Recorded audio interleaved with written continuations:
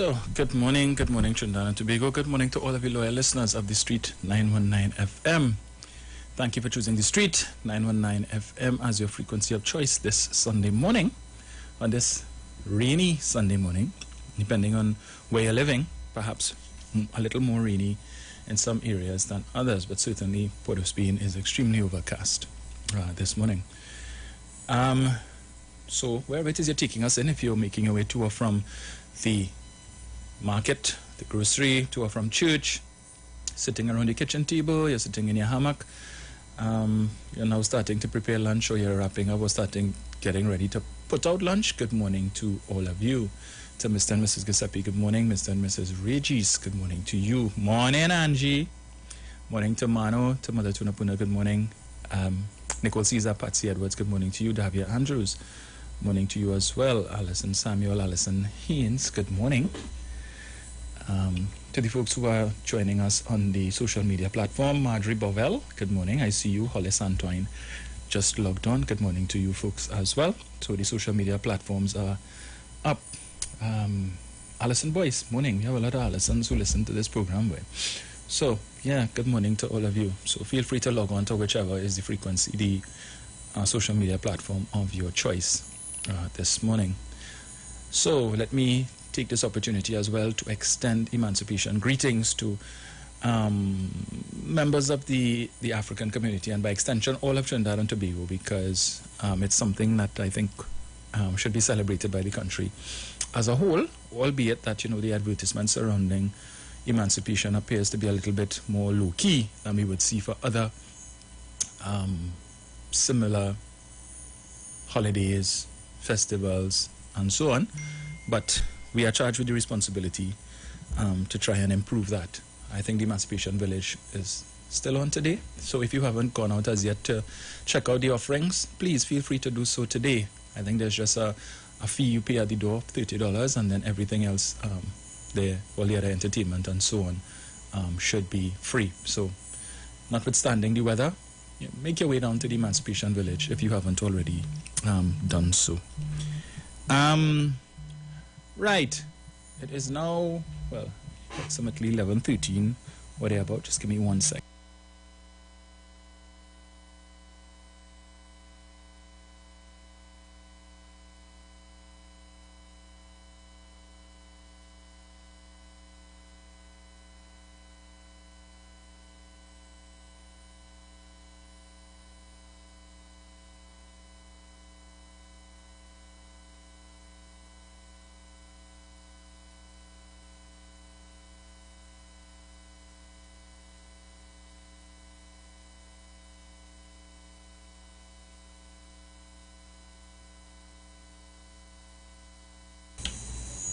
Yeah.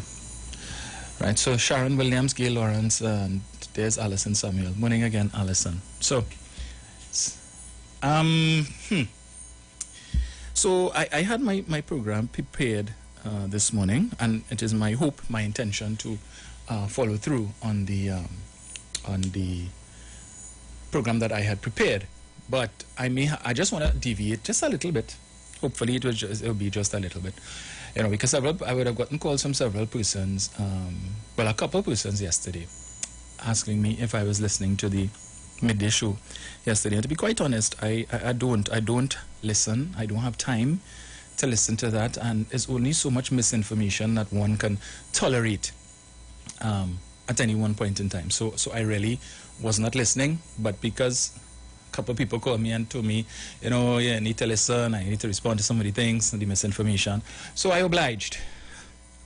And then I decided to look at some of the comments in the chat. And seeing as how persons, the likes of Mr. Ramesh Ramnarayan and others, want to call me out, I will oblige you all this morning. Right? I'll oblige you all. So good morning to you, Ramesh, if you're listening. I'm sure you are. And the likes of Tapish, and I think it's Carlos Diaz and others. So, good morning to Barataria. Barataria, I see you try your best yesterday, boy. But oh gosh, there's an old saying, don't know if you heard it before. Never argue with a fool because he will beat you with experience. Heard that? So, let me clear up a few of which I really don't like to do, but given the fact that there's to be a part 2, And when I listened to some of the callers who called to support, and I realized how just uninformed so many people in this country are, it's mind-blowing, right? So let me address some of the inaccuracies that I heard yesterday. Amos, Cambridge, morning, Margaret, Thomas, Leon, Joseph, Rosemary Headley, good morning to you guys. First of all, so yesterday the discussion was Qatar. It's not the first time, it's not the second time, the third time that we've had that, or heard, or been privy to that discussion about Qatar.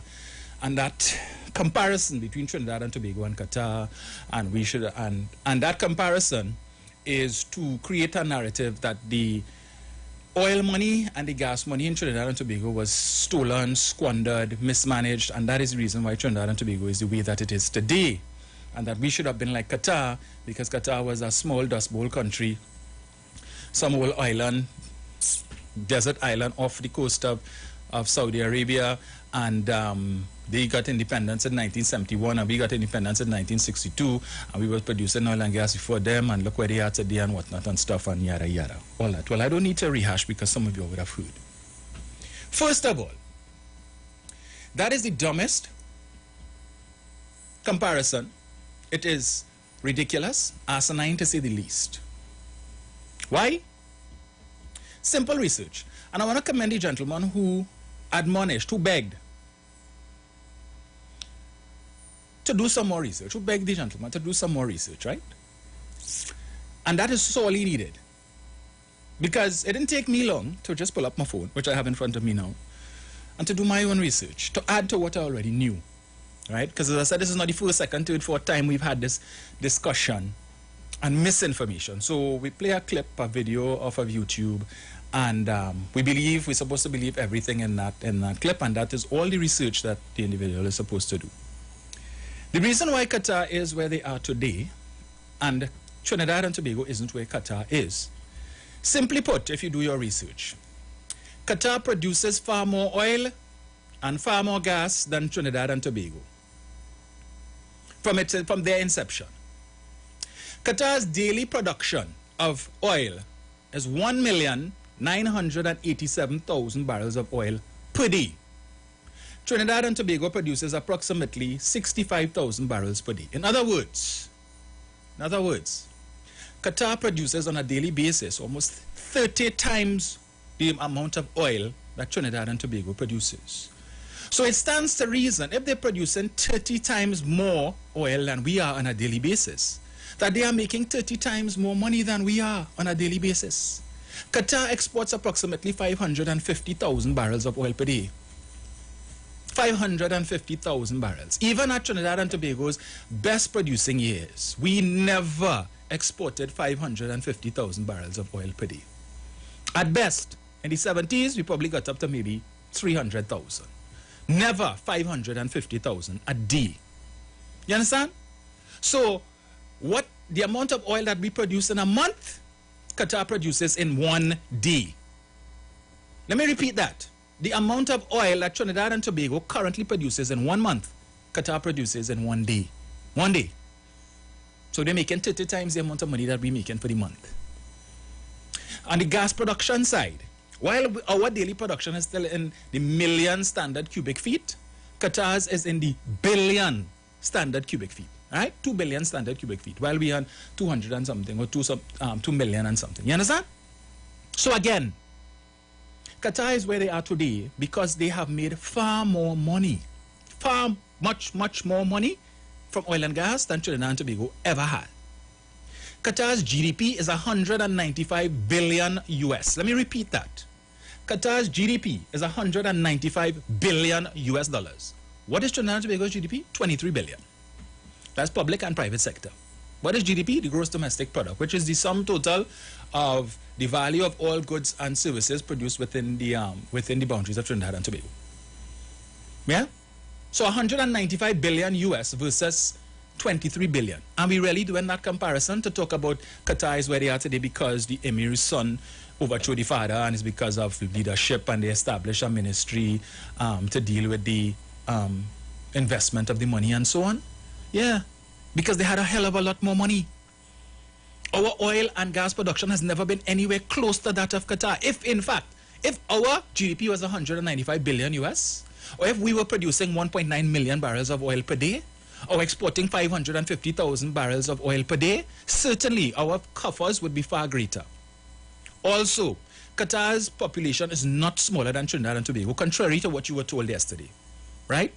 Qatar's population is approximately 2.8 million. Trinidad and Tobago is approximately 1.5. So if it stands to reason also that if their GDP per capita is about 150,000 US, with a population of 2.8 million people, if we were earning the kind of money that they were earning, with almost half the population, we would be looking at a GDP per capita of about 300,000 US dollars. You understand? So public servants wouldn't need to be pounding the streets and begging for a pay raise and back pay. The amount, but if we were earning the kind of money that Qatar was earning, the government could afford to give public servants a pay raise every 6 months. In fact, they wouldn't need pay raises because the kind of salaries that they would be drawing with that kind of money, they would be happy. It would be more money than they need. We would have no issues with roads. We would have no issues with schools, no issues with hospitals, no issues at all. The only issue you all would have is where to spend the money. That is the only issue we would have. Because the government would have money coming out of the K-Pax, more than they know what to do with it. 23 billion versus 195 billion. 1.9 million barrels of oil per day versus 65. Do the maths. But for some people, the maths don't match. They always like to talk the maths and mathsing. Well, your maths not mathsing. Because why? You're too intellectually lazy to do your research, but we come in to educate and inform. And I keep saying, to educate and inform others, you need to educate and inform yourself. Instead of misleading people and putting out misleading information. You listening, Ramesh? Ramnarayan? You listening? Simple thing. I heard that in Trinidad and Tobago, the Heritage and Stabilization Fund, if it is that you go and Google the Heritage and Stabilization Fund and where the money is invested, you're not going to find the information because it's a secret, and everything in Trinidad and Tobago is a secret, and the government keeps that information under wraps, and the people need to know. Well, the same Google I went and looked at, right? And I have it in front of me here. Ministry of Finance website, finance.gov.tt. Let me repeat that for you, finance.gov.tt. The Trinidad and Tobago Heritage and Stabilization Fund Annual Report 2021. Every quarter, the Ministry of Finance puts out a detailed report. Every 3 months, they put out a detailed report on the Heritage and Stabilization Fund, telling you how much money is in the fund, what they invested in, the different currencies that the fund is invested in, how much interest was earned each month. It's extremely detailed. And it is right there on Google. But you want the information? Central Bank. You want the information? CSO. You want the information? File a Freedom of Information request on any of these institutions that I just called, and you could get the information. The law mandates them to give you the information that you want. So this thing about is a secret, and if you want to know how much money in the treasury and how much money the government spend and where they're spending it, and you can't get the information because everything is hush-hush. Nonsense. Absolute rubbish. Look it right here. You want me to read it for you? All right. All who want to know where they invest in the money. The report, let me see how many pages. The report is 58 pages long. Right here on the Ministry of Finance website. Right? Gives you detail. Boy, oh boy, oh boy. Yeah, but you're calling, yeah, man. Go to the head of the class. Well done, well done. Right. And these reports have been published since September 2008. For the last 14 years. 14 years, this information has been in the public domain. Every 3 months. You want to know? You could go and look for it. But whoa, you can't get the information. If you Google it, you can't get it. I want to know. No, you don't want to know. Because if you wanted to know, you would have looked. Right? But no, we know how to look for propaganda. And then want to call up people who only are one-sided and is only for PNM and who is sycophants and all kind of thing. No. I always make the point, when you sit behind this mic, you have a responsibility to ensure that what comes out your mouth is factual. And I always make the point that anything I say, I back it up with my source. I don't just come here and mouth off because I'm sitting behind a microphone. I tell you where my source is so you could go and look for it for yourself. So if I'm misleading you, you could call me and tell me I mislead you. Right? And I don't know who is listening and who know what. So if I come here and say something that is incorrect, I am very well aware that there are people listening who know the truth. So I have a responsibility to ensure that my credibility is intact with what I say. But for some people, that's not important. Because why? You know your public. You know who your audience is. And they're just as empty, just as vacuous as you are. But anyway, I didn't really come here for that. As I say, Barataria, yeah boy. Let me see here. Where is this thing? There's a lot to look through, but right. So it gives you here some of the things that the fund invest in. The different industries that they invest in: financials, industrials, consumer staples, healthcare, materials, communication services, real estate, information technology, utilities. Non-derivative financial liabilities, so it tells you about the different investment purchase, the foreign currency purchase, the interest paid. What else? The profit and loss. All of these things. It gives you a detailed report, you know. A detailed report. Everything you need to know about the HSF fund, it's right there. Right there on the Ministry of Finance website, finance.gov.tt. But we say, come in here. If you want the information, even if you Google it, you can't get it. And, look. Oh boy. But everybody, all the governments, they waste the money. Not even Eric care about the people and whatnot.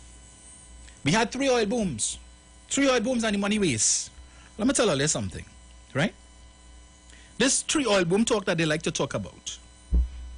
When the first oil boom was what? In the 1960s, 70s, thereabouts? What was the price of oil back then? Let me help all you. Right? Because you see, we want to talk about Qatar. But when you're producing 1.9 billion barrels of oil per day at $100 plus versus 65,000 barrels of oil, do the maths and tell me how much money Qatar making and how much money we making. Bearing in mind the fact that a lot of the oil that is produced here doesn't belong to the government of Trinidad and Tobago, right? It belongs to these private companies, the Shell and the BP and so on, that the oil that they bring up, they sell it. And what the government gets is royalties, taxes. Okay?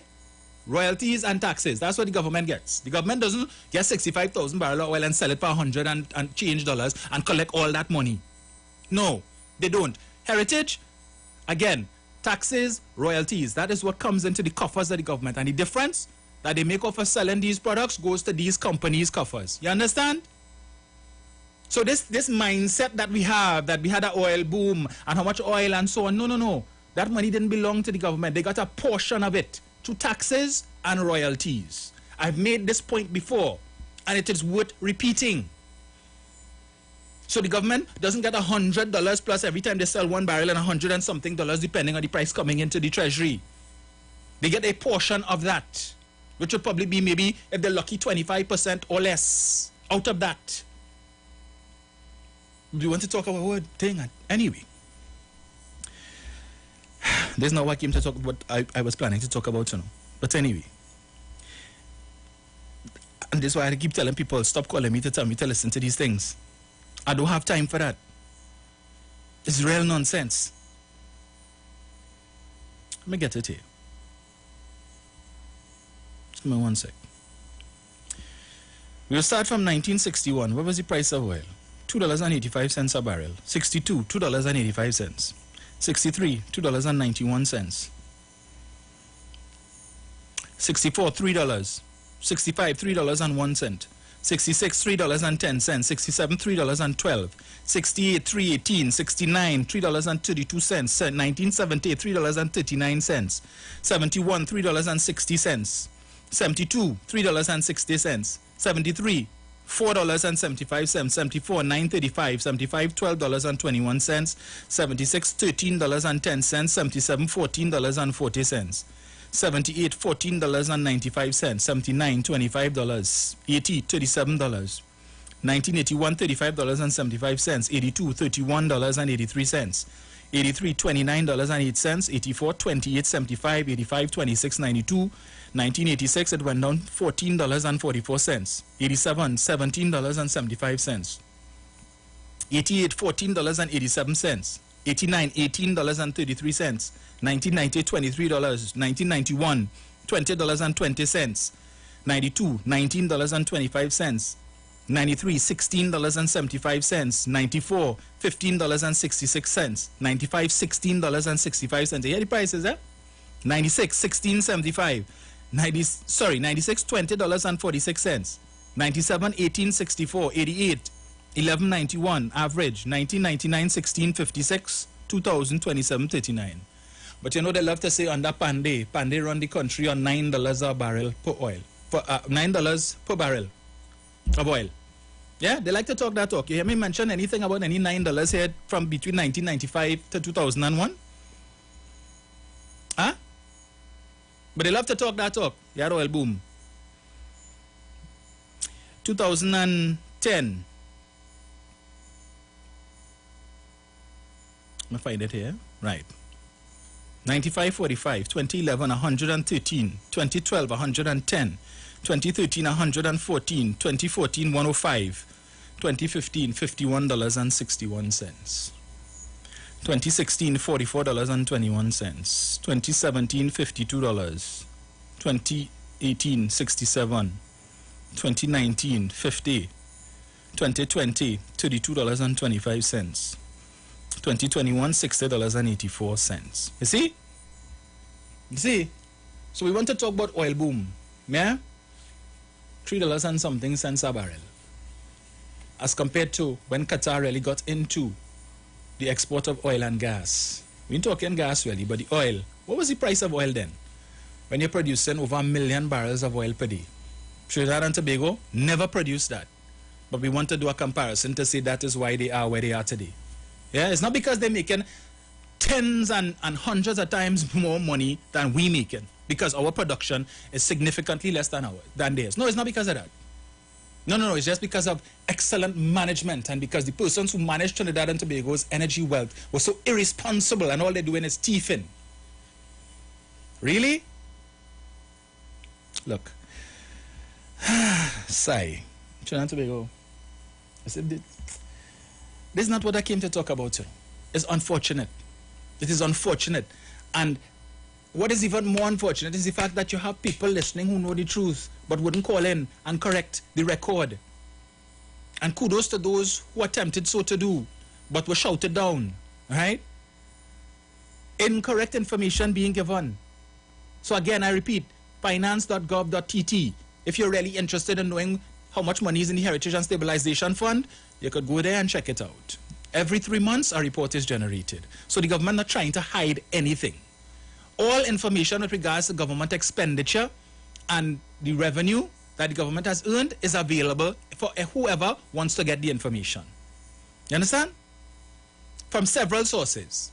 Ministry of Finance, CSO, Central Bank, and file your Freedom of Information request, and you could get it. Any day, any time. And the law mandates all of these entities to provide you with that information within 30 days of you requesting it. 30 days. But you can't get it. Everything is hush-hush. They want the people to know. And this other thing about the state of the roads, and we have a pitch leak. I've made this point before, and I cannot believe people continue to repeat this. That all you need to pave a road is pitch. Really? Pitch is all you need. You ever see the state of the roads when you go down to Labrie? So all you need to do, well, since all of you who figure that all you need to do to have the best roads in the country is pitch, why some of you all don't hire a dump truck? Or if not, buy a few wheelbarrows and you all go down to the pitch lake. Fill up the wheelbarrows with pitch and then take it home and you all just pave your roads now. Because that's all you need, pitch. Nothing else to pave, to have good roads.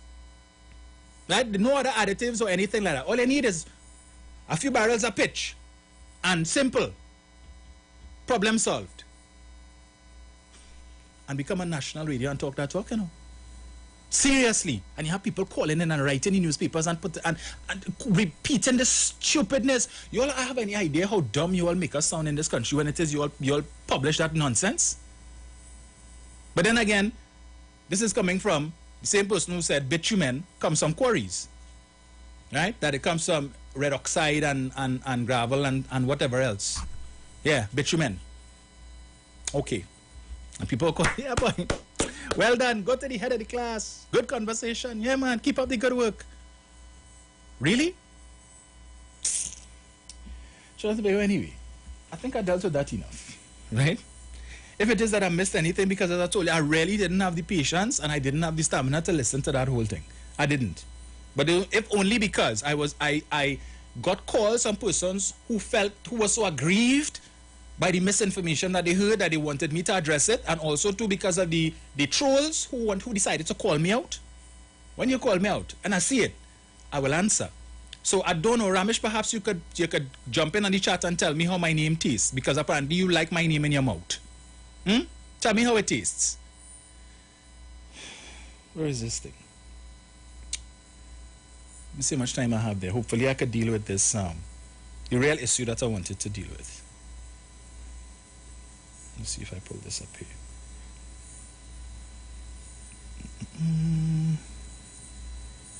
Let me say good morning to Judy.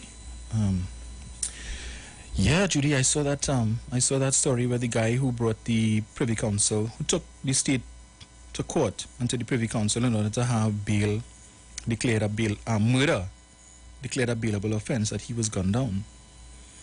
Yeah. So seems that he was safe in prison. Anyway. Wonder how Anan feeling this morning.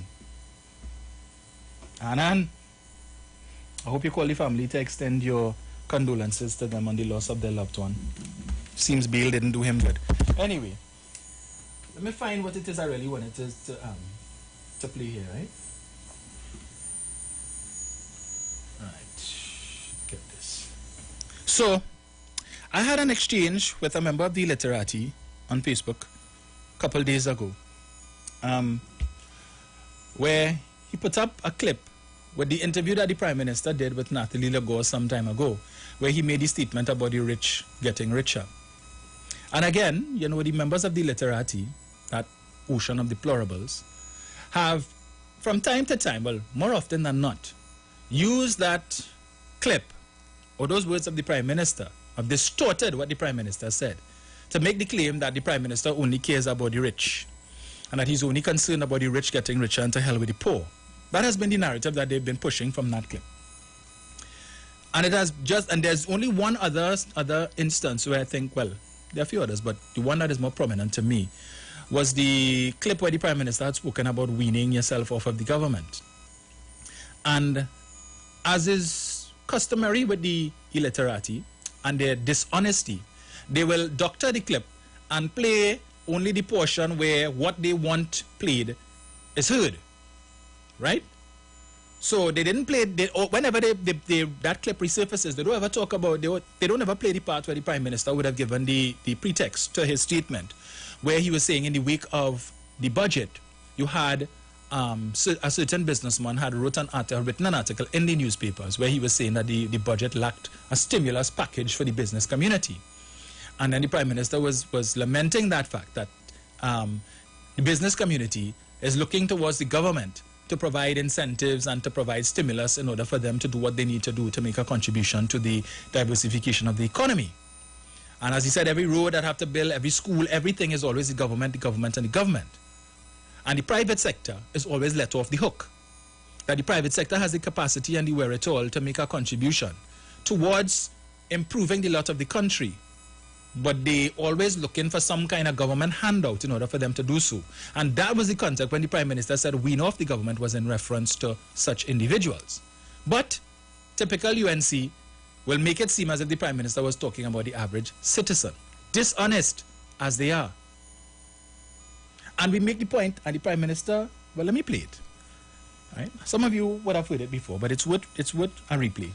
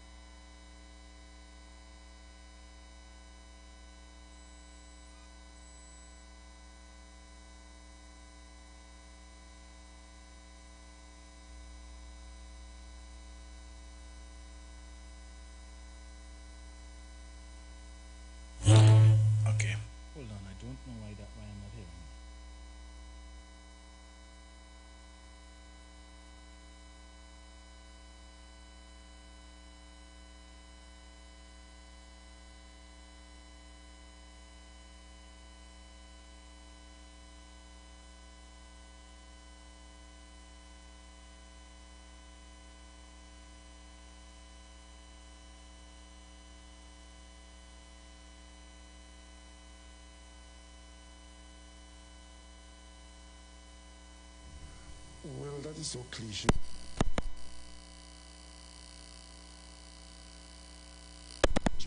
But the poor must come out of poverty. Right? So well, that's kind of bridging the gap, That is the create. Wrong for the other one to come up. You have to find a way that you encourage the rich to get richer, because in getting richer, they create opportunities for the poor. Opportunity. Create opportunities. So you're going to try to bridge a gap between the rich and the poor? Well, that is so cliched. I'm not really trying to interfere with the bridge between the rich and the poor, because there's nothing wrong with the rich getting richer, but the poor must come out of poverty. Right? So well, that's kind of bridging the gap, That is the equation. It's not a seesaw where one has to go down for the other one to come up.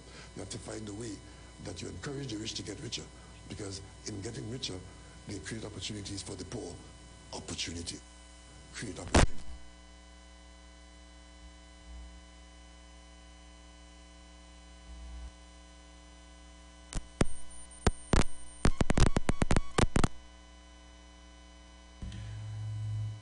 Right. So you heard what the Prime Minister said there, right? There is nothing wrong with encouraging the rich to get richer. Nothing wrong with encouraging the rich to get richer. But the poor must come out of poverty. That's what he said. He didn't say the poor should come out of poverty. He didn't say the poor should try and come out of poverty. He said the poor must come out of poverty. And when the rich gets richer, they create opportunities. But you see, when the members of the literati heard that when the rich get richer, they create opportunities for the poor, all they're thinking about is employment. Because that is apparently the only opportunity that the rich could offer to poor people is a work. And maybe that is the case in Trinidad and Tobago, because in other jurisdictions, the rich create other opportunities for the poor. Right? So we see in places like the United States, where the rich would invest in a lot of things, like different sporting teams, the NBA, the NFL, and they create opportunities, scholarship opportunities for the poor to be able to go to university. These private universities in the US that offer scholarships. My friend from New Jersey always loves to talk about that, how he would have been able to leave Trinidad so many years ago on a scholarship to the university that he went to. How many of the tertiary education institutions in this country offering scholarships? How many of them?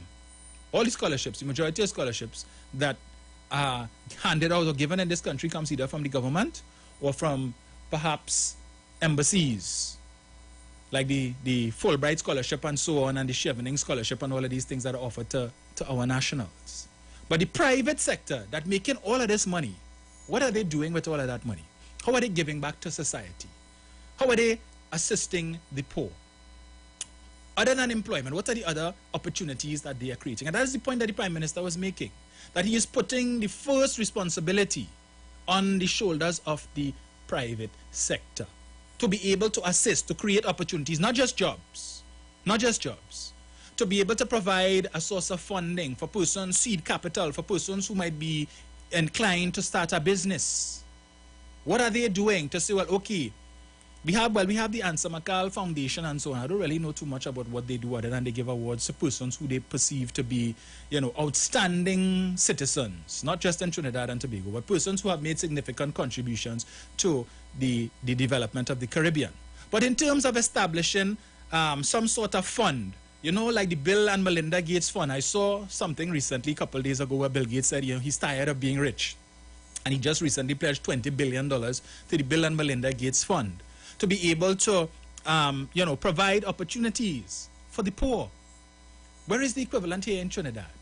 I've made the point. We have contractors who pave roads in this country, have made billions of dollars off of the coffers, the treasury of this country from paving roads.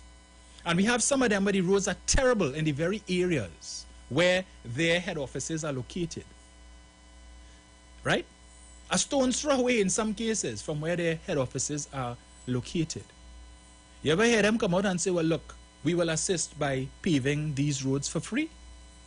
You ever hear any of them say that? No, but we will take the state to court for $1.2 billion and we will settle for $400 million.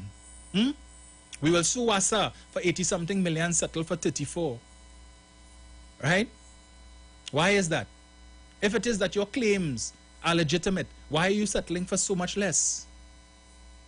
But all of these contractors who making hundreds of millions and billions of dollars off of the treasury, why can't they offer to pave a few roads for free? Especially when it's their big trucks that passing on these roads and in large measure destroying the roads. Yeah, they're big trucks doing that. But you wouldn't say, let me dip and pave 3, 4, 5 roads, seeing the state, seeing that people are burning tires because of the condition of the roads. Or let me go to the government and offer them some sort of assistance where they could pay for the material and we would provide the labor and other things for free. No, all of these things. Or we can negotiate with the government to give us some sort of tax concession if it is that we pave these roads on their behalf for free. You any of them saying that? No. Right. Who paving the roads in the first instance? I've made the point before and it's worth repeating. We have roads in this country that not even lasting 3 years having been paved. And 3 years for some of them is a stretch. A road paved now and in 6 months down the road. What you're seeing? Depressions in the road. And then the government had to come and pave it and pay to have it repaved. But we're not focusing on the contractors, right? No. All we're focusing on is the government, and the government is responsible for the state of the roads, and the government's supposed to fix it.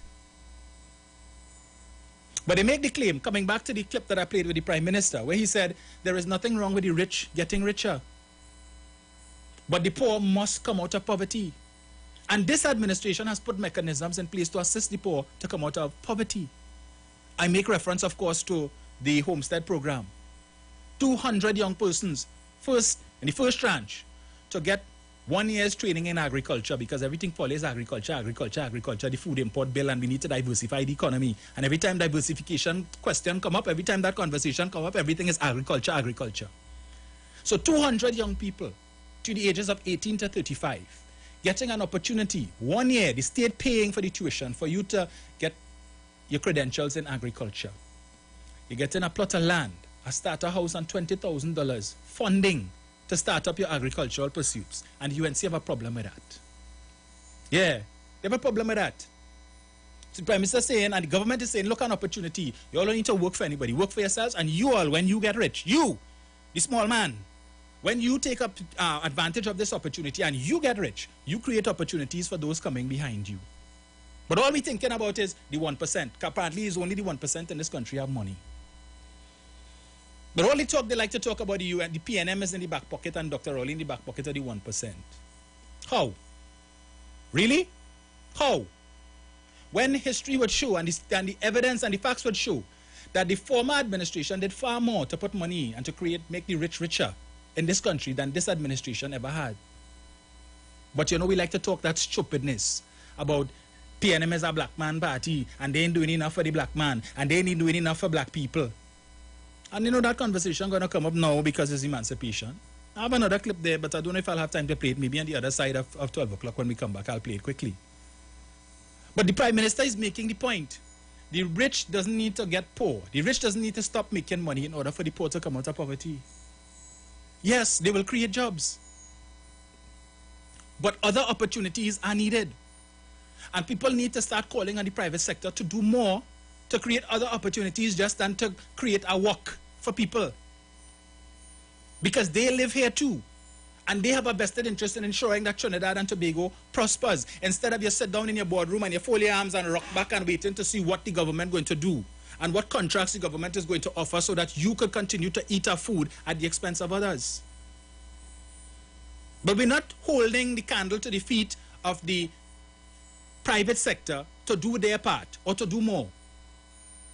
When it is that our athletes need funding, there's opportunities as well. Everybody sit back. Nobody have anything to say. So the athletes and the different teams begging for funding and everybody running to the government and Sport TT because they want money. Meanwhile, you have these private sector entities with billions of dollars sitting down in the bank, earning interest, doing nothing else. Right? They wouldn't help. But as soon as the teams go outside there or the athletes go outside there and they make us proud and they win gold medals and so on, all of a sudden they want to spend tens of thousands of dollars to put ads in the newspaper to congratulate. But that tens of thousands of dollars that you put in spending on ads to promote your company by congratulating the athlete, if you had used that to help them when they were begging for money to go abroad, we might have gotten better performances from more athletes. Those are the opportunities that the Prime Minister is talking about. That's the opportunities that we need from the private sector. Instead of just sitting down on their hands and twiddling their thumbs and see how much they could eat from the treasury. But let me address something else. You see, this claim that the Prime Minister and the PNM is only about the rich and getting the rich richer. Let's put that to the test. It was this administration, under Keith Rowley and Coleman Burt, that increased the tax rate on businesses earning over $1 million in profit a year.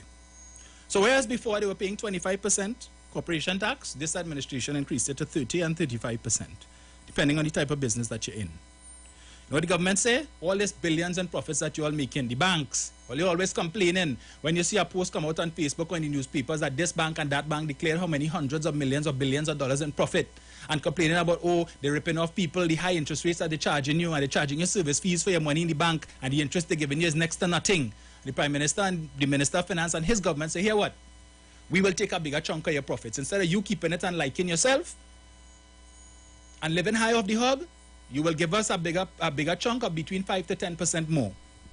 Keith Rowley did that. The same Prime Minister that you all claim only concerned about the rich getting richer.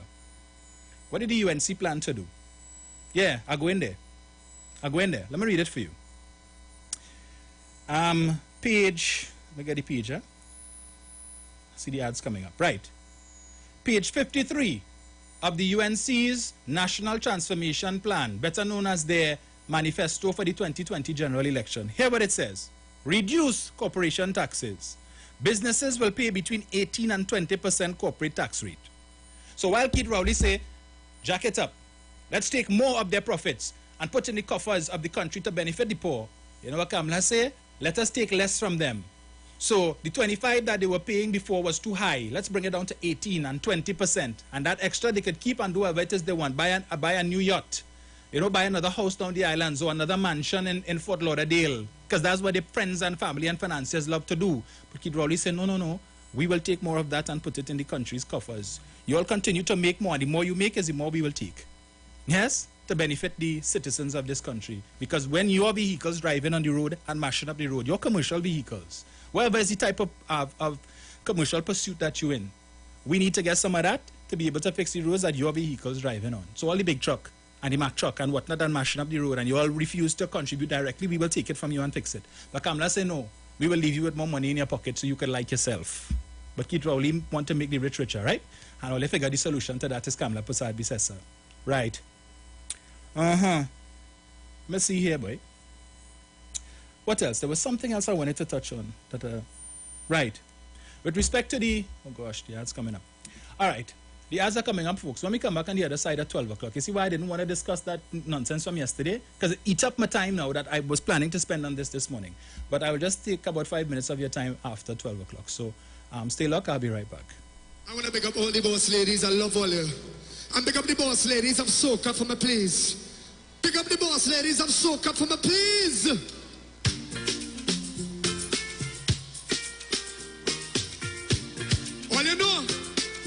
All you know, right now, I want to pick up the queen of Soca right now.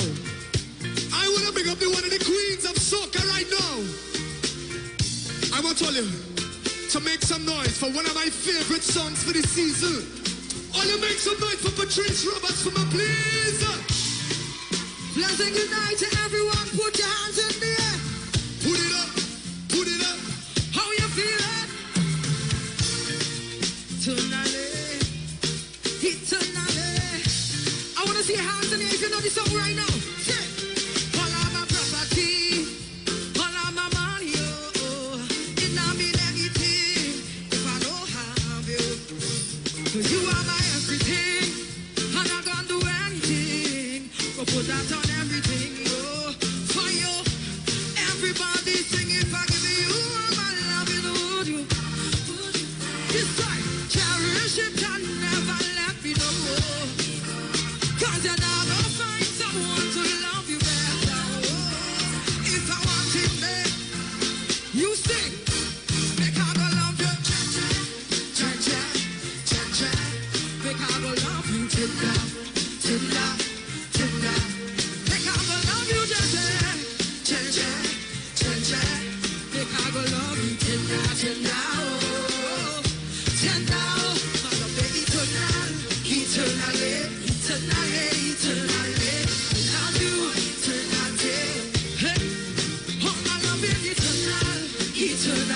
eternally, eternally. I love you eternally. Take it, look. Out in the deepest ocean to show my devotion. You know, see me open like a window, my love. I go all for you. You know, see me feel you. Baby, nobody that good. You sing now, look, if I give you all my love, and would you treasure? Would you cherish it and never let me know? Let me go. Cause you're not gonna find someone to love you better.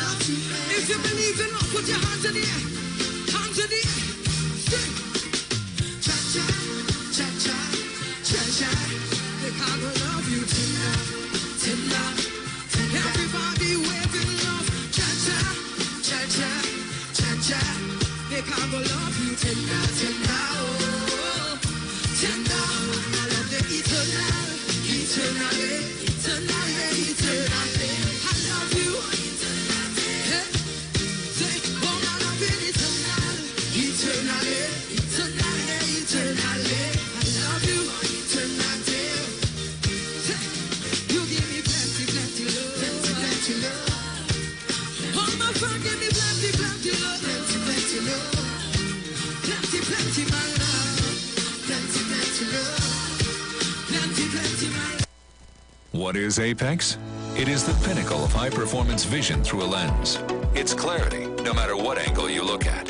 It's comfort, no matter what you do all day, every day.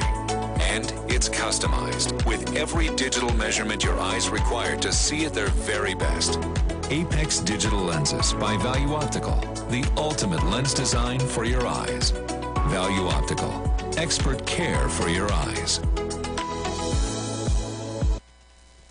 Join Pastor Kelvin Heinerine and friends for The Way, The Truth, The Life Radio Ministry, a Church of God ministry, live on the street 919 FM from 6 p.m. to 7 p.m. This and every Sunday on the street 919 FM. Jesus said, I am the way, the truth, and the life. No man cometh to the Father except through me. John chapter 14, verse 6.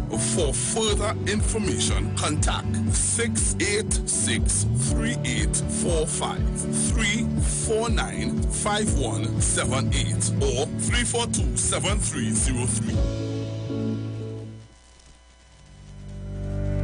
Tune in to the Street 919 FM every Friday from 9:15 a.m. to 9:30 a.m.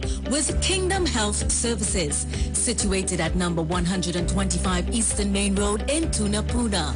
For the program, Health and Healing, merging the old with the new with Mr. Brent Diet. For more information, call 318-7471 or 484-0141 or 360-4100. It's all about Kingdom Health Services on the street, 919 FM. Hi, what's up, TNT? This is Wayne Johnson out of Brooklyn, New York. I always wanted to do something back home, and we're going to be doing our gospel segment on Mondays from 10 p.m. to 12 midnight. That's 10 p.m. to 12 midnight on 91.9 FM. Listen what I want you to do. Spread the word. Spread the word, TNT. Salvation, full and free. Salvation is for everybody. Mondays from 10 p.m. to 12 midnight. That's 10 p.m. to 12 midnight on 91.9 FM. Share the live. Share the live. The Street 919 FM on Facebook and Instagram. Share the live. Iowa George on Instagram. Share the live. Iowa TV and Street TV on YouTube. Share the live. The Street 919 FM.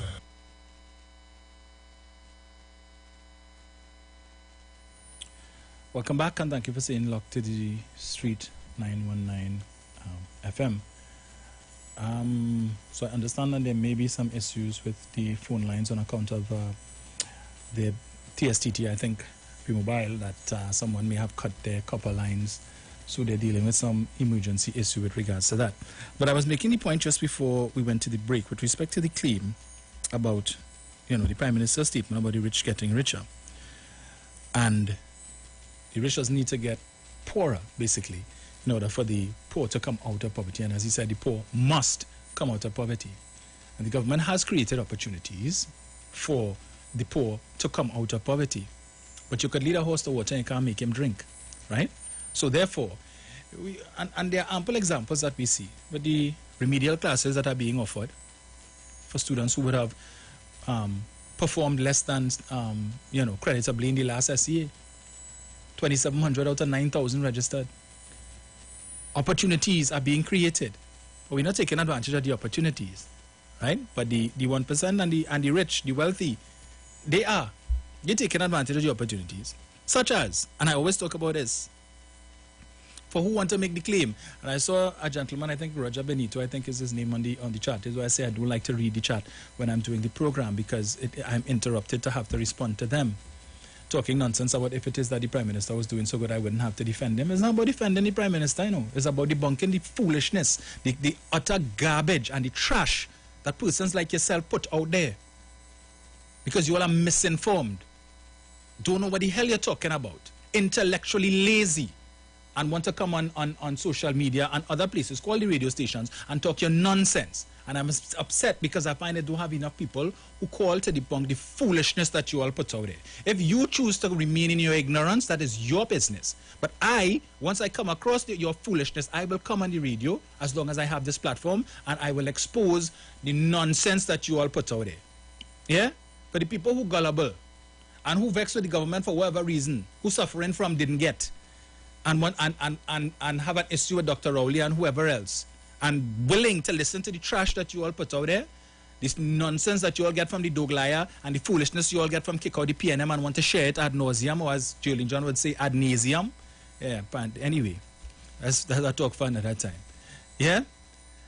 And you all want to share, because if you all want to latch on to that, fine. But for those of us who know better, we will come here every day, and expose you all for the liars that you are. So I was making the point, the claim about this administration under Keith Rowley only cares about the rich and getting the rich richer. Let me remind you all, again, that from 2010 to 2015 in Chagaramas, some of you all listening to me would have been part of the walks from Chagaramas to the waterfront to protest the giving away of prime real estate in Chagaramas to members of the so-called 1% and friends, family and financiers of the UNC. Keith Rowley didn't do that. When Keith Rowley became Prime Minister, he attempted to take it back, to cancel the leases that were given to some of these people by Kamla Persad-Bissessar and her administration. He promised, prior to becoming Prime Minister, that should his party win the election of 2015, that one of the first acts that they would undertake would be to go to court to have these leases, these peppercorn rate leases, revoked. So when one man got 4 acres of prime real estate for $1 a year for 30 years, to build a car park, to charge the CDA, to lease it to the CDA for $900,000 a month for 30 years, who really trying to make the rich richer? Keith or Kamla? Christopher or Sushila? You tell me. Because in their manifesto, page 78 of their manifesto of 2020, the National Transformation Plan, clearly they wanted to National Economic Transformation Plan. The economy that they wanted to transform was for who? Because while it is Keith Rowley and his administration were fighting to get back the prime real estate that belonged to the citizens of this country, to ensure that when it is monetized, it is to the benefit of the citizens of this country and not the select few, here's what Kamla Persad-Bissessar was saying in her manifesto. We will continue the work started while in office to engage the CDA and other stakeholders in transforming the 14,500-acre Chagaramas Peninsula in northwest Trinidad into one of the Caribbean region's most idyllic investment and entertainment destinations. So despite the fact that how many of you would have come out to walk and protest when they were giving away these lands from 2010 to 2015, in 2020, they are telling you in their manifesto, put us back in office, and the same damn thing that we did from 2010 to 2015 that all they didn't like, we're going and continue it. We're going to continue it. To continue to give away leases, land leases at peppercorn rates. So who could afford it? Who could afford it? You? You who work in your 9 to 5 or your 8 to 4 job? You who complaining that you don't have enough money to buy chicken, all you can buy is chicken foot? They're giving it to you? You are the rich? So who really want to make the rich richer in this country? Who it was that take taxpayers' money to wine and dine the so-called 1% up at the diplomatic center? Perhaps that's where the $400,000 in alcohol came from, or what it was for. Well, that is what they found when they left, when the new administration came in. But who knows how much they carted away that we don't know about. It wasn't Keith Rowley that did that.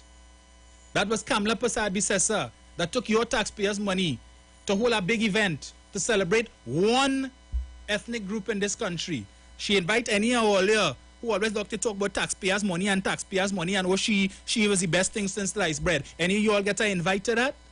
No. The closest you came to it was to see it on the evening news, where they gave you a clip of a speech telling you that if it is more citizens in this country were to emulate the members of the Syrian Lebanese community, that Trinidad and Tobago would be a much brighter, better, richer place. You all had no problems with that. Keith Rowley didn't do that. Right? When she was hobnobbing with Nicholas Sabga a couple years ago, when GML had their Diwali function celebration somewhere down in Central there. The same 1% that she always badmouthed, and she was only too happy to go and hold up Nicholas Sabga's hand and smile and for pictures, and had the audacity to post it on her Facebook page. And then 2 weeks later, you're going back to badmouth the same people. Hypocrisy at its best. But this is the person you all want to tell us is deserving of being the Prime Minister of this country again, that under her things was better, and I heard that nonsense yesterday too. All of the things that this administration has done and tried to do with far less money, with an annual budget of between 50 to 53 billion as opposed to 60 and 65 billion that put this country in more debt. This administration could very well decide to do that. Fine. You all want us to spend 60 to 65 billion? No problem. But understand that it's going to involve us having to borrow significant sums of money because oil production is down, gas production is down, and we're not earning the kind of income that we were earning between 2010 and 2015. So if you want us to spend 60 and 65 billion dollars a year so you all could live high off the hog, no problem. But it will come at a cost. And to address the issue again of the Heritage and Stabilization Fund that we're talking about and know nothing about. The reason why the fund has a name, Heritage and Stabilization. That wasn't just a name that they come up with just so because they find it sounding good. It speaks to the purpose of the fund. Heritage aspect of the fund states that the fund cannot fall below $1 billion. That money is for future generations. So it will always have at least $1 billion in that fund. The stabilization part of the fund, however, is to supplement government income or government revenue in those times where it is that the money from the energy sector is insufficient for the government to meet the needs of the country, to pay for all the things that you all want them to pay for.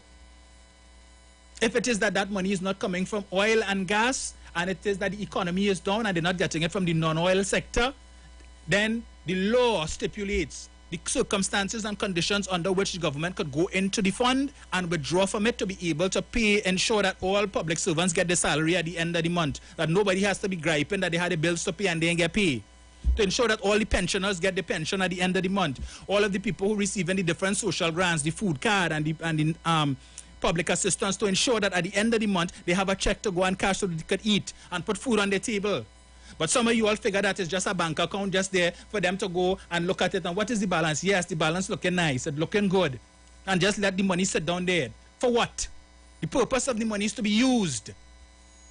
And if it is that the government, the economy was not in the situation in which it was in, if the government could not satisfy the criteria which is laid down by the law for them to make our job, they couldn't. Which is why this Heritage and Stabilization Fund was the last account that the PP couldn't raid. Or the last account that they didn't raid. It's not that they didn't want to, it's because they couldn't. Because the law prevented them from doing so.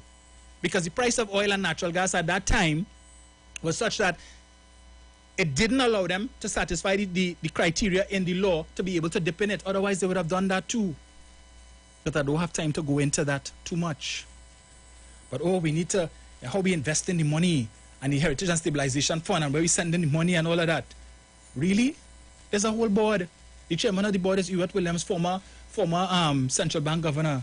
The current central bank governor also sits on that board as well. That is the same board that under the PP, when they were in charge, you know what they did? They brought law, they sought to bring a law to the parliament in order to indemnify the board of the Heritage and Stabilization Fund. You know what that means?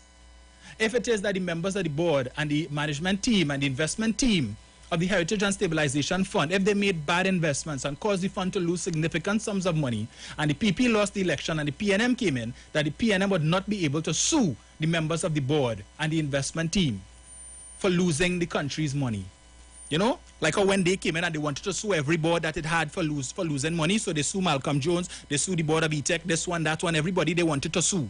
But they put things in place to ensure that if their boards mess up and a PNM administration came in, they couldn't do the same thing to sue these guys. That's what they did. But we don't talk about that. Yeah? We ain't talking about that. But all we know to compare Qatar and Trinidad and Qatar and Trinidad and Qatar this and Qatar that, my eye. Really? Educate yourself before coming to misinform and miseducate people. And some of you are listening. What the only purpose you all have a smartphone for is to make calls? Well, if that is the case, get me too. Because clearly you're not using the smartphone for the purpose for which the smartphone was intended. You all could go and look up everything else. To look for propaganda and bacchanal on Google, you could find that. But to find the correct information as opposed to the nonsense that you're being told, you can't go and look for that. You don't, all of a sudden, you don't know how to use Google anymore. But you have no problem in finding propaganda and foolishness to come and populate on social media and on the radio to call in. Look, 342-008-146-65391. They show mess up this morning. Anyway, it's all right. I'll come back to it at some point in time during the course of the week. Or unless it is that we have problems with the phone lines this morning, well then I'd be able to use the rest of the time for that. Well, let me see if this is working. Hello, good afternoon.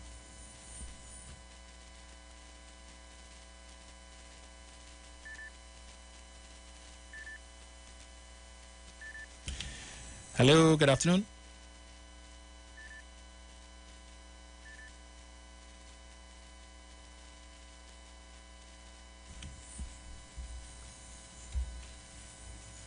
Hello? Yes, sir, go ahead. Hi, Dominic. Good afternoon, my brother. And thank you very much. Because you see, sense is a hell of a thing, you know. My point is when I call is that you don't know that the Heritage and Stabilization Fund is invested, and that is what paid off part of our budget sometime for you to come on the radio here to get gas to drive down the road to come to talk that garbage on the radio, to hear people come to ask Mr. Sinanan where the money going, and I have a man going to Panama with my money. I have a man take a close out a contract and go on with my money. And when you look at Qatar, and you know I didn't even taking on that part, my part was just the Heritage and Stabilization Fund. When you look at Qatar, 2.8 to 2.9 million people. The actual Qatarian, the people who originally is 10% of that, you know, Dominic? Yes. So 10% at 2 million people is 300,000, if I'm not mistaken, right? Correct. So which means 300,000 people ruling a population at 2.7 million people. If you understand my logic. Yes, sir. Enjoy your day, my brother. Thank you, sir. Hello, good afternoon.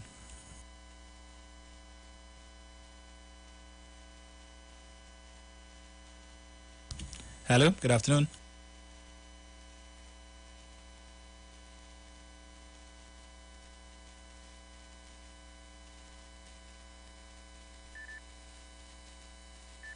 Leave it there. I don't know why I'm not getting your call. I think it's probably the phone. Hello, good afternoon. Good afternoon, Dominic. Hi, good afternoon. Hi, good afternoon. Dominic, don't let these people detract you from where you're coming to say when the morning comes. A lot of them, they want to do like Pinal. How Pinal like to come and change the program. You come and talk where you want to talk, because then I want you to bring the facts to us, right? So you don't let them distract you. Sense, a set of rubbish, especially that Ramnarayan one. Listen, man, these people are the worst. You stay focused, you stay on the topic, and you make sure you say what you come to tell us, right? Yes. I listen, when I hear you start, I have a list here. Well, maybe I might have to give it to Sharon of Senate. A list of all, imagine Kamala talk about the Eater Food lawyers. Dominic, if you see the list, somebody send it for me. So these people, these lawyers who eat a food under the UNC, under Kamala, but she's talking about who is eater food lawyers because they didn't sign, they didn't join in with the no vote of confidence from the Attorney General. These people got to be crazy. They got to be crazy, Dominic. So you stay focused and you have a blessed Sunday. Reach home safe. Thank you much. Hello, good afternoon.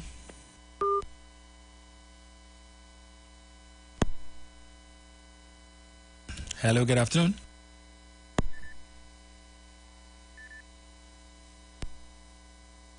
Hello. Jenny, go ahead. Hi, somebody can hear me? Yes, loud and clear.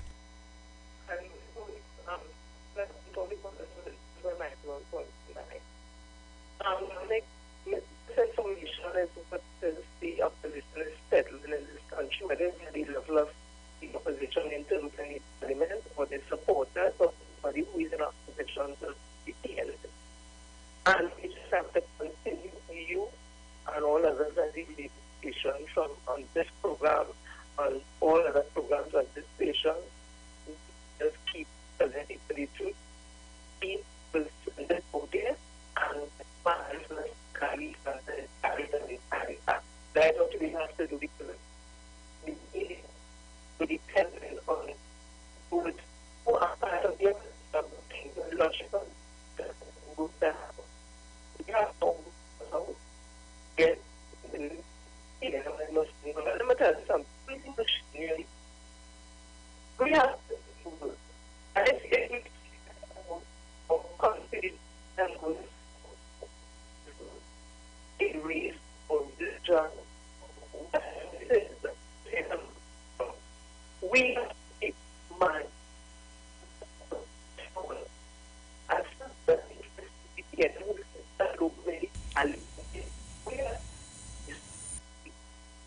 and our friends. I just want to say, Ministry of Tourism. I understand in Emancipation Village, they go there, they are up for the statue of your woman, and they are and let it see which is symbolic to our brothers and sisters of the Hindu community. How disrespectful is that? In the Emancipation Community, in the Emancipation Village, this is a holiday, this is a celebration of the enslavement of African persons who were free, our ancestors. In the decade of people of African descent declared by the United Nations, if it is Dominic, I'm really upset, but I'm really for. And what is the put of that there? Because I know when the Iran had so only nothing. A group performed any march past. They performed a skit. It has to do with something with a story or whatever. And then you come in and let down. And the authority ended up to apologize. And I got to become constituency. Had some regular company. When that ministry tourism collection that I've incited both in the Emancipation Committee in their village. The statue of Hanuman and the qualities community. That's what I was called. Tommy Roberts who registered that shit. She has Indian name, she has to the slave master name and harassment. The Dr. You have to send me a call you around.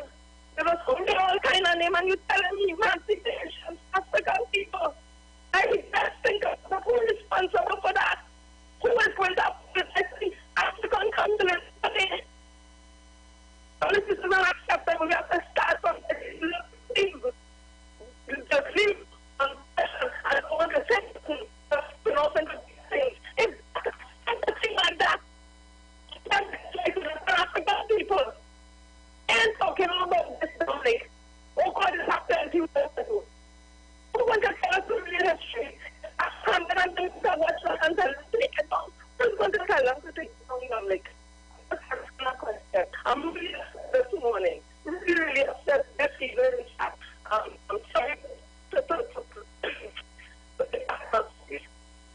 sorry, Saturday said, I only return safely, let us on community, and we put on the heritage. And nobody going to fall for it. I'm telling you, nobody can stop anybody. No reach a deity. They can put up Shango, like that. They had time Sunday, and we on skate. Down the Kaigon. Thank you, Jenny. Well, Jenny's call may have been a little distorted. I know she was taking issue and umbrage with a poster that is outside of the Emancipation Village. And I think she's saying she's calling on someone to explain to the African community why on a poster from the Ministry of Tourism to celebrate Emancipation Day outside Emancipation Village has a picture of Lord Hanuman and the temple in the sea on it. Yeah. All right, let me see if I can get it. Hello, good afternoon.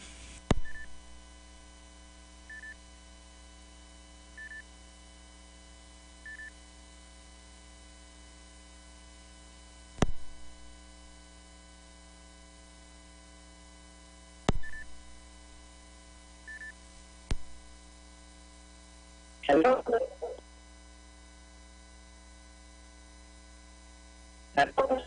Hi, good afternoon.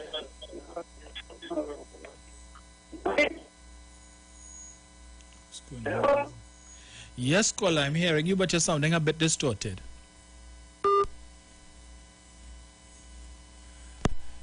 Right. Well, TSTT, I think I just saw a notice from TSTT, B-Mobile, stating that dear valued customer, we are aware that some customers are experiencing mobile and internet challenges and other service interruptions. Our crews have been working tirelessly to ensure service is restored in the shortest possible time, and we will continue to monitor the situation and keep you updated until the issues are resolved. So perhaps that is contributing to the issues we are having with the phone lines. Right, let me see if I get this. Hello, good afternoon.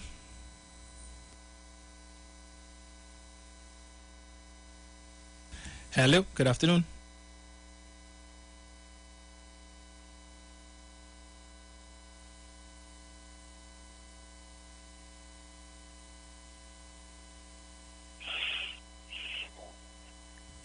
Hello, good afternoon. Dominic, good afternoon. Yes, leave it there. I'm hearing you.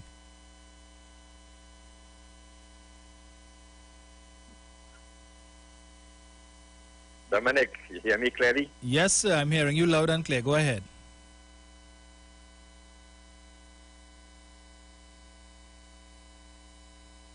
Dominic, you can remember when you did the interview with Conrad Enel. And I called and I told Conrad Enel, Dr. Rowley should have been focusing all his energy, let me emphasize, all his energy on Guyana and Suriname and leave Maduro with his damn oil or gas. And Conrad Enel agreed with what I said, Dominic. He agreed with what I said. Dominic, Exxon pack up the stock from Trinidad, where they gone? Guyana. Conrad Enel resigned from the gas company. Where they sent him? Guyana. To reach Suriname. Dominic, they're not ready. They're not ready, Dominic. So, Brian, when you come in to run your mouth on me, come good, eh? Come very good, Brian. Dominic, I will leave it there. Thank you. Leave it there. Yeah, we had last week, Brian said I don't call about. But anyway, all right. I should have asked you what number was that you called from, because it seems that's the only number that we're getting at this point. 375, I'm seeing you, but as I said, we're having some challenges with this line. So let me see if I can get this one. Hello, good afternoon. Hi, good afternoon, Dominic. Yes, sir. Greetings. Good evening, Which number is this? This is 753 number. Okay. No, the which number you called? Oh yeah, I call you 47 something number. 466. 466. Okay, all right. Or something like that. Yeah. Dominic, when I come back to Trinidad, I will tell you all where Dr. Rowley will put a school. But he hear all these years that he say he's from Carnage and all kind of thing. You have a clue which are the poor school, but that's just a way when you're not to block somebody. But I'll leave that there. You feel people dotish. We're talking about pilot 2-2. But Dominic, I have noticed, I want to bring this towards the public to understand what is going on. We had Anand Ramugan, who sat as the Attorney General. Now, when you hold that position, right, you'll come and you'll see a lot of files there that you'll be able to peruse. One of the things I noticed with this man was Attorney General. If they saw certain laws that other Attorney Generals and them would have before them, and they had was to do some, adjustment to the laws and those things. What he did was took advantage of that. And I could use an example what he did it in. When he himself piloted a law, and when he was fired as Attorney General, he went and filed that same law in court and won. He did that, well, because of what he have done in the past, I will just add to that. What I'm seeing, what he's doing is use the same thing to do the law on bail for murderers. He knew about it. But as Attorney General, one of the things you're supposed to do as Attorney General is to defend the state, and he never did anything to fix those laws. Never. And he's supposed to be best lawyer and best this and best Attorney General according to Kamala Prasad Bissessa. He never did anything to fix it. So he has an idea, he has a thing of those laws on them, and he's using those laws to help criminals or alleged criminals get off.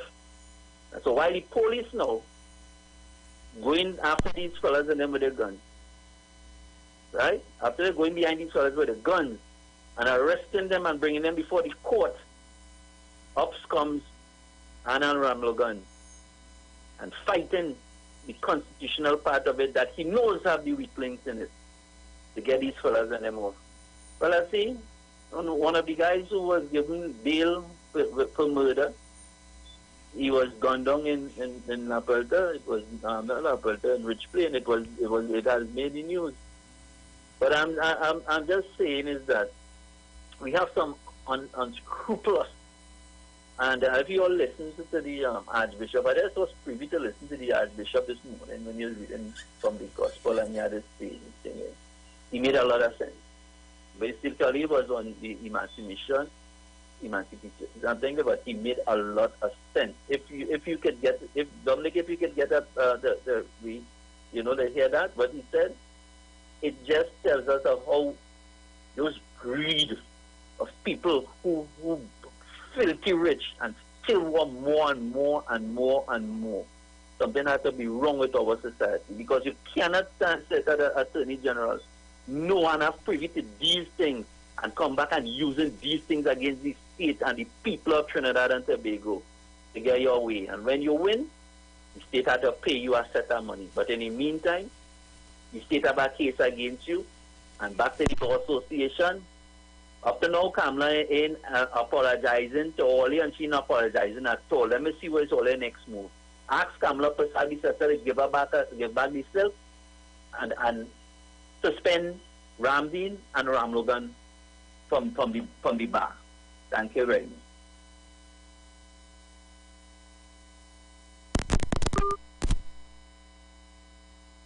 Thank you, sir. Right, so folks, it seems the only number that we're getting through on right now is 466-5391. So that's the number that you have to call us on. 3420081 apparently is giving some problems. So, hello, good afternoon.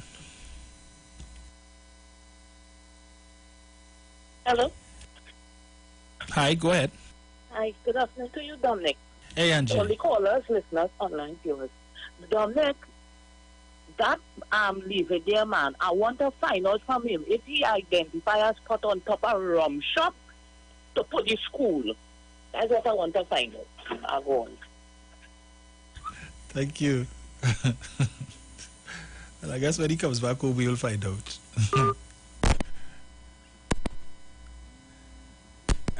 Let's see.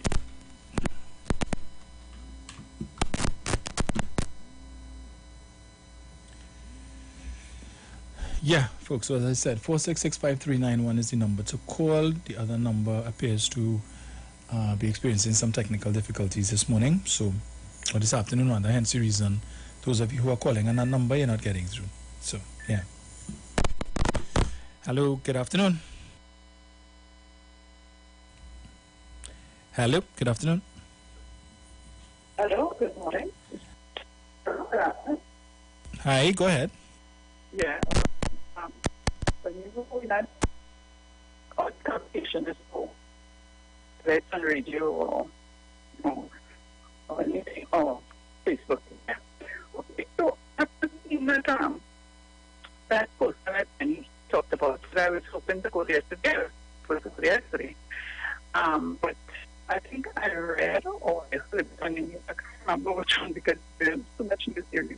Mr. Campbell was saying that the celebration in Trinidad and Tobago, they did not put emancipation as one of the celebrations that we celebrate in Trinidad. And I'd be surprised and shocked to go down there and he kind of explained why that is on the banner that he put for emancipation. You understand? Because it's as if that is part of the African history, Dominic. So, yeah, and it's very troubling to know that, we can anything, and as Jenny was saying, there was a query concerning the Hindu wear, how it was used, and to manipulate the minds of the people of Trinidad and Tobago, I put in that poster of that Ministry of Tourism or whoever, somebody must have seen that. It didn't just from one citizen and say, go and of that. Right? So it must answer a whole lot of people and nobody questioned it. That's an insult to the African people of Trinidad and Tobago. Okay, you have said something. Thank you so much, Kola. Same to you. Yeah, 4665391. That's the number to call. As the other number is giving some trouble. So 372, I see you calling the 342 number. Please call at 4665391 so that you can make your contribution. Yeah, I know that we're having some issues as well with the phones and the internet. For those of you who are B-Mobile TSTT subscribers, apparently there was some vandalism that took place with their underground cables that is affecting the service. Brian, afternoon. For those of you who are... Hello? Yes, Brian. You hearing me? I'm hearing you loud and clear. Just turn down your radio. These phones giving real trouble today. Yeah, go ahead, Brian. We're hearing you. Yeah, good afternoon to all your listeners and callers, and happy emancipation to one and all. And to you. Thank you very much. I didn't hear much of Jenny's contribution because she was breaking up a good bit down on my side here. And I'm not going to respond to insipid jackasses using the language on your radio. Dominic, listen. I told you this already, is that we will always have to come back and respond to some of the dotishness being peddled on a daily basis. You understand? From the rum talkers. Because up to last night, I was having a little line and I was telling a friend, a former colleague of mine from the company where I worked, that government lied to us. Ramnarayan lied to us when we asked them what was going on with the upstream oil companies. He said they were all doing turnaround when what they had done was given them a a sweetheart deal by simply saying, listen, whenever all you make money, all you take it and pay off all your debts, and we could take the rest, whatever it is we could get. And it came down from 19 billion to less than $1 billion a year. We were heading to the IMF under the UNC. So who helping the big people in the country? Who was helping them? And they were happy for that. Dr. Rowley, the first set of things Dr. Rowley had to do outside of running to Jamaica, because Jamaica had even threatened to remove our items from off their shelves, was to fly to Texas to talk to the big people in their boardrooms in order to get money back for us.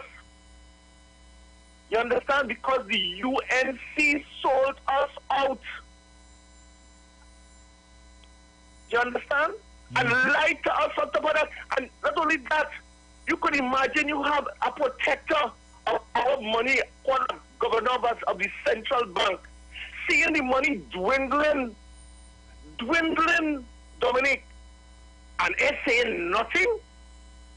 And only when they realize, well, okay, when the government out of power, come in and tell the new finance minister, you only have 3 days money inside there, otherwise I'm going to shut down the country. How irresponsible. I want to put them same people back there. The chief of the, let me tell you something. I think I told the guy last night. I said between 2010 and 2015, that was a bad set of people. You see, the second, but they're worse. They're worse than the set that was there before. Because they had 1 or 2 people who, you know, didn't have much of a choice, but were good nature. You understand? But this set here, it will be worse, Dominic. And I want people to tell me, if a woman who was prime minister at age 59, 60, couldn't work more than 2 days a week, not me say so. Not me say so. One of our former ministers said so. Could only work 2 days a week. You think when she reached 75 years in 2025, she could work 5 days a week or 6 days a week or 7 days a week? I mean, come on, man. Where's the logic in that? The new age here to say, look out here, they get help to walk in and walk out to the parliament. If you get help now, in 3 years' time, what's going to be happening? At age 75, a guy to be want to put back? I mean, come on, it just come and you see, I mean, you have your words for them, but I want to call them some different kind of words, Dominic, that I can't say on your radio station. But Brian, you recall in 2011 when the Point Lisa's Energy Association had written to Kevin Ramnaran complaining about the same gas curtailment that you mentioned, and the same thing he tell us about how they shut down, threatened to pack up and leave Trinidad. Not only that, they had threatened the government and say, listen, we're going to sue only for our money. Because they had a right to give us our gas. And it took 3 years for him to respond because they had to write again in 2014. 3 years he ignored the letter. And this government had to go cap in hand to beg people and renegotiate. And Dr. Oli had to put the right people in NGC to go and talk to them. Don't forget, the same day, almost the same week, Dr. Oli became Prime Minister, BPTT president run to him and say, hey, we have no future contract with all, you know. And he had to renegotiate with all of the upstreamers as well, because the UNC sat on their tail while they were feeding from the trough of the treasury and wasn't studying the country. I don't know what to go and put down back there. What about all those people in the public service who promotion letters were unmet? Dr. Rowley met on his death when he got there. That Kamala Prasad, which had to refuse, didn't sign anything at all. Why? Because she was never there. So a lot of promotions were just sitting down there. Nothing was being done. No decisions were being made. And they were telling us and smiling like sellout Kojo was always telling me, she have a nice smile, eh? And she would come up and shake your hand. Fooling the people, fooling sellout Kojo.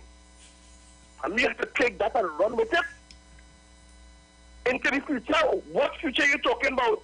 I always keep telling people, because I listened to Mr. Abud talking yesterday, Gary Abud, talking about the cell plant. And why we can't get out of it? Because it's a take or pay. We would have gotten out of it since 2015 when we came in, Gary Abur. But it's an airtight contract for a generation. It's $14 billion, PT, that we're going to be giving these people. That is provided it stays at 6.8 to 1.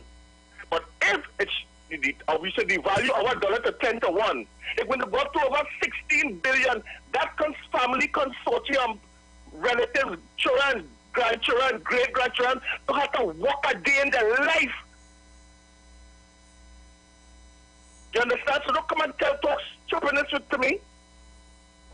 People ignorant of the facts and they're not listening. They'll sit in direct life. I want to perpetuate it because why? Because we can't have to do a better job. What job? She never did a job in the first place. And they want to go and put her back there. You might get another contract that might kill us off now. Because the only raw material for the desal plant is an ocean of salt water, people. They don't have to pay for it. Just put a piece of pipe and that's it. And every month, as God said, month is $7 million US we have to pay these people. 24-year contract, $14 billion TT dollars this family consortium getting. If we have to have kickback in that, I don't know what to go and put them back there. For us to rule my grandchildren, to rule the rest of their lives? No, sir. Not me. I will do like you, that you said earlier, Dominique, in your narrative. If I have to come here and talk that talk and remind people, but then so be it. We will have to do it until people get the message that we have to be very, very careful who we put to run our country. Otherwise, we could be very, very, very sorry. Thank you very much. Thank you, sir.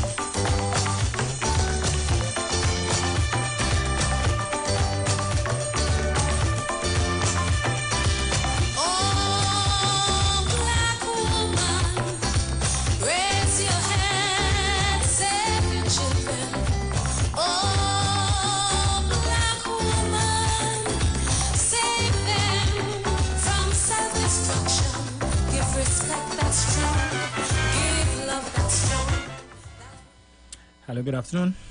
Morning, Dominic. Greetings. And to your listeners, and to the trolls, and the members of the fraternity. Dominic, it has plenty one issues when you bring it up. Supposed to banish the opposition for all eternity throughout. It's not even on another planet. They need to be in governance. That's what you explained there about setting up the whole thing that the government, whatever government came into power, wouldn't be able to sue them for mismanagement. Listen, you say that's simple, there, Dominic. You're starting to say you'll talk about it sometime or something like that. That's not simple enough, so yet. Them kind of thing we're talking about, these manipulating the laws to remove clause and all that sort of thing so that they could benefit and stuff like that. You understand? And Brian, I feel your pain. And that is a protestable issue, Mr. Brian. I think we should protest that contract. Because that contract just looking, you know what I'm looking like, the family in where's the place I know full up there, Dominic in India, Sri Lanka. Sri Lanka. That is what Sri Lanka was made of. Things like that. A family bring down a whole country. And that is one that is not a dead issue. Eh? And I think we should keep raising our voices against that contract in the public. We could demand things, That is why, the opposition, they're sailing on illiteratism, because we could literally demand an end to that contract rather than sit by and bear the pain of paying that money months upon months. Whatever the people want, have to come forward. And Dominic, I want to commend you on, your narrative and your, editorial, as Tabaki does say, in terms of how you bring across these issues, and these are very important issue. You understand? And I'm just blown away by what I said today. And I think moving forward, I think we should demand that the people demand an end to that contract what Brian spoke about in terms of them every, that's hurtful. Dominic, you don't find that real pain to endure. Existing in Trinidad and Tobago. Yes. There's something, every time you think about it, you're going to get stuck staring crazy mad then, if you understand what I'm saying. And these people enjoying luxuries, as far as I'm concerned, is luxuries. People keeping their work, nobody ain't getting sent home, we have a good little tax regime, the government battled through a pandemic. You know, we have a lot of things to be grateful for, but I think we should protest our contract. Real talk, big man thing. Have a good day. Thanks. Thank you. Thank you, sir. Traveled far, you've been many things. You are still daughters of queens and kings. Your ancient glory, your regal grace. You, black woman, can save this race of Africa, of Africa, of Africa, of Africa. Hello, good afternoon. Greetings. When a little breakup, as I said before, yes, you have other difficulties. Last caller, I supported what you just said. As a Brian, you have to get up. You have to get up off it. Be high and come outside and do what we have to do. And the same you tell them up to this morning. I just had to walk out from one answer to them, but how they are doing nothing. I have here listening to the program. I mean, what happens when you start asking going on? A person down. We have to get, we have to reach the people. We have to look. We have real work. Listen, I don't see. But the God of the most. God save us, let's get the brother people safe. We have to come out and that growth. You are back with the country. You think that the number one about country. Something on the concept.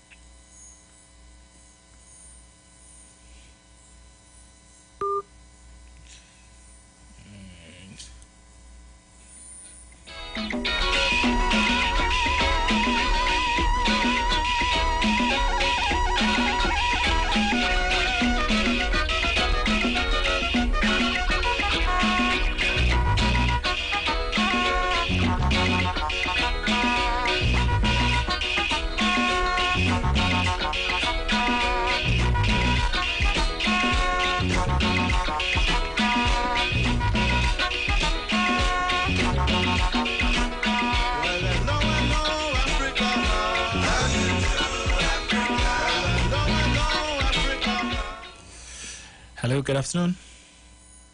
Good afternoon to you, Dominic. Kingsley. At this time, Dominic just again. But I hear go through the whole text quickly. If I'm not hearing you, it's a before in Egypt.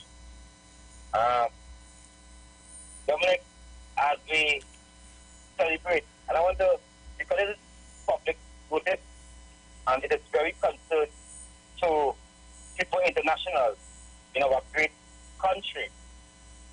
And if the government does have a hand on crime, it is time for them to call an early election.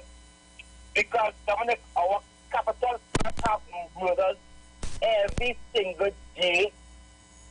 Is a murder in the capital of Trinidad and Tobago. And if nobody is concerned, Kingsley is concerned.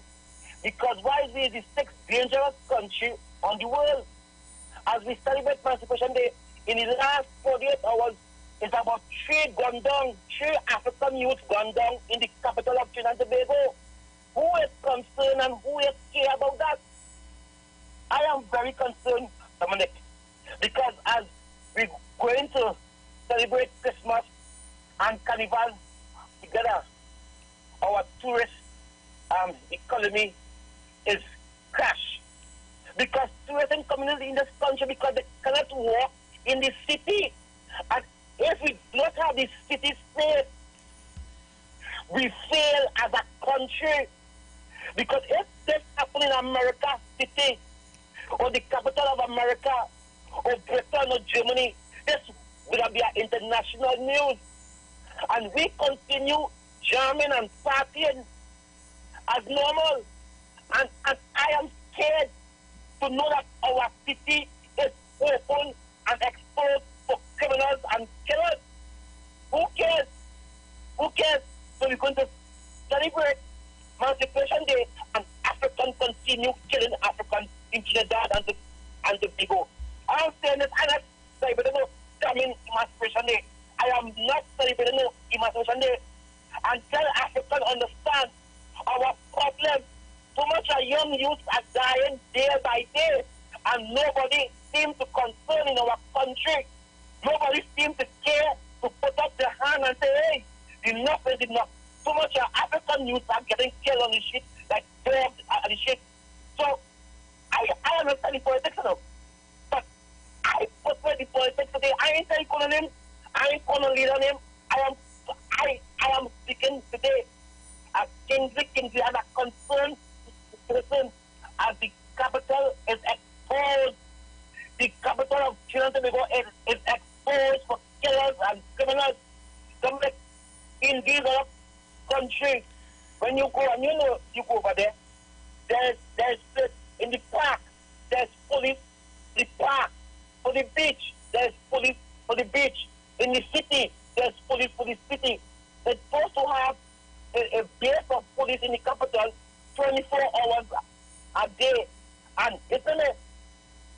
If one of us take 2 hours on the ship, and next team come and take 4 hours, we have over 7,000 plus police officers. We have enough officers to manage the capital, because if Japan is a billion and something people and don't have guns, Japan don't have guns. Japan, we did a small island.